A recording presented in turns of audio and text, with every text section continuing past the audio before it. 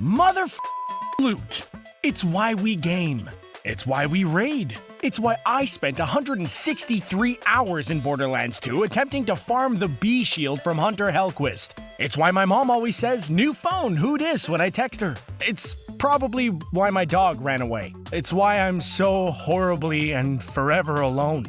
Ooh, a piece of loot. Game theory was right. Loot boxes have hacked my brain. Before we get into this video, be sure to send 2 PayPal payments for $9.99 to me and Valerie to receive 1 loot box to open in a vain attempt to unlock the rest of the content in this video. Third time's a charm, right? Oh, and subscribe and ring the bell for more content from The Gamer that may or may not be hidden behind a paywall. Haha, I'm kidding. The Gamer has nothing to do with that. Just me and Valerie's attempt at some side cash, you know what I'm saying? Number 1. PlayerUnknown's Battlegrounds. Play PUBG, they said. It'll be fun, they said. What's not to love about PlayerUnknown's Battlegrounds? A lot, actually. What came up with dropping a bunch of people onto an island so they can murder hobo their way to a chicken dinner? You don't even get a chicken dinner. There's no chicken pot pie delivered to your door upon obtaining a win. I'm kidding. Well, only sort of kidding. I'm still salty about that chicken pot pie. The game's alright, though. Currently, there are 2 loot crates behind a paywall. For about $2.50, players can purchase a key from the Steam Marketplace, depending on supply and demand, to open the Gamescom Invitational Crate or the Desperado Crate. Compared to other games, EA, that's pocket change. You still have to cough up the BP to get the crates in the first place. Grind away, players, and then pay us real money to get a key to open a crate. Sure, okay, why the hell not? So PUBG's loot crates aren't as bad as other loot crates. It is asinine to make players grind like hamsters in a wheel in order to get that BP, only to give them a hat in the end. Oh, you can get 6 crates in a week? Thanks, I'd rather shove toothpicks under my own fingernails. Unlock me some new guns. Unlock me half a chance at staying alive. But clothes? What is this? PUBG Barbie Shop and Adventure? Then there's the whole pay-to-win argument and just forget it. Number 2. Call of Duty World War II. Here's what the history books don't tell you, kids. World War II was won by the Allies throwing enough cash into supply drops. The Smithsonian probably has some photos of American soldiers watching British soldiers open their supply drop crates that they don't want you to see. Once their social score was increased enough, they stormed the beaches at Normandy. With their timed XP multipliers, they managed to kill Hitler and win the war. As an added bonus, those skins had the soldiers looking flawless. Games are already like $60 a piece, not including all the DLC that should have been included in that hour-long game, and these developers want us to spend more money for cosmetic items and a shot at more XP? That! Top that off with the fact that every Call of Duty title has a 50-50 chance of actually being good these days, and players are already gambling on whether or not they'll be entertained by that yawn fest of a new COD title. Who in the hell do these people think they are?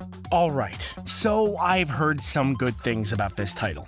The fact that it includes a microtransaction option boasting Call of Duty points for the low price range of $1.99 to $99.99 makes me feel dirtier than the first time I saw Jessica Rabbit on screen and felt funny on the inside. Sometimes I say scripted jokes. Sometimes I say things that really happen to me. I'll let you decide when and what they are. Number 3. Forza Motorsport 7. People play this game because they can't afford these cars and the inevitable tickets they would get for driving like maniacs in real life. Alright, so it's a decent game anyway, but still, no one wants to essentially gamble at a chance to get mods or legendary items. Right now, prize crates in Forza Motorsport 7 don't cost anything other than CR, fictional and virtual currency, to unlock these crates. Slippery slope? You bet your ass it is. Once Top 10 has seen that players are rabid for prize crates, they'll unleash tokens in the game, so you may as well just mail them your credit card and social security number now to save time. Oh, they said for fun and balanced economy in that statement? No, they're definitely not in this just for the extra pocket change. This is a serious venture that helps players drive themselves into debt. I'm sorry. Actually, no. I'm not f***ing sorry. This Loot Crate pay-to-play is getting wildly out of hand. What's next? They're gonna start charging your gameplay by the hour? They're gonna charge fans just to watch the trailer for the newest title? Oh, scratch that. I never said it. Don't give these Scrooge McDucks any more ideas on how to screw us all. Number 4. Destiny 2.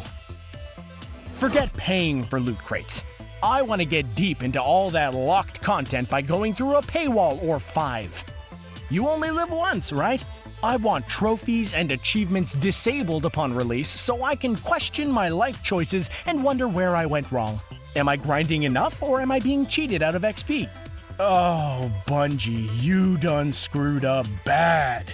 Not only did you lock players out of certain content, don't lie, I know you wanted to charge out the for the privilege of getting that content, but you also disabled trophies and achievements which, as every gamer knows, are some of the best parts of grinding your life away. Was it the microtransactions that drove players away? Maybe it was the blatant lies about how much XP players would actually earn in-game. Why wasn't this colossal screw-up plastered all over Reddit? I'm guessing that EA's giant middle finger to gamers probably overshadowed Bungie by a long shot. Either way, Bungie says they've investigated these issues and will fix them for the low price of $39.99. But wait, if you act now, they'll throw in another loot crate. Spoiler alert, you have to pay an additional cost to get the key to open it. Number 5. Battlefront 2. Yeah, you already knew this massive screw-up was going to be on this list. Why are we even here? I'll just show 2 minutes of EA's CEO rolling in a bed of cash in a montage with Star Wars fans bending over repeatedly. You can do the math on that subtext. If you want to see what I would have said about this Loot Crate controversy, you can pay an additional $13.99 to unlock this extra special limited content from the gamer. I will roast EA appropriately while the rest of the team beats a Darth Vader piñata in the background, which we also paid extra for. Thanks, EA! Alright, every gamer is already well aware of the EA Loot Crate Gate. Trademark the gamer. EA's pay-to-play options were a shady move all around, and EA Games was sufficiently and absolutely taken to task across the intranet until they came back a few days later with a compromise. It's not much of a compromise though, and anyone who knows EA and their constant cash grab shenanigans knows that they'll be back to their old tricks soon enough. They're like the Team Rocket of the video game industry. Blast off again, EA. So, what do you think of the influx of microtransactions in gaming? Have you been tempted by the loot? Let us know in the comments section below. And don't forget to click that subscribe button so you can keep up with all of our videos. Thanks for watching.